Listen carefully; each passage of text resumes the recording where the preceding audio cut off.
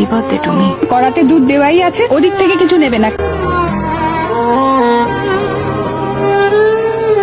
এই কতবার বলেছি রে এরকম পয়সার করে এটু করবি না, তুমি আর বড় হবে না।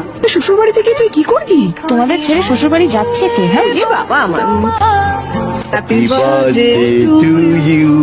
হ্যাঁ রে, পায়েস খেয়েছিস? বানাচ্ছি। আচ্ছা মা, তোমরা এখানে কাউকে বলনি আজ আমার বার্থডে? বলা হয়েছিল তো। শোন না, বিয়ে বাড়ির হাজারটা কাজ তো মিস করে গেছে নিশ্চয়ই। আমি বরঞ্চ অনিন্দকে ফোন করে একবার বার করি। না না, কাউকে কিছু বলতে হবে না। সকাল থেকে তাহলে পায়েস ছুটবো না। আমার বাড়ি থেকে তোমার জন্য মাছি রেখেছিলাম। Thank you. তোমার মনে ছিল?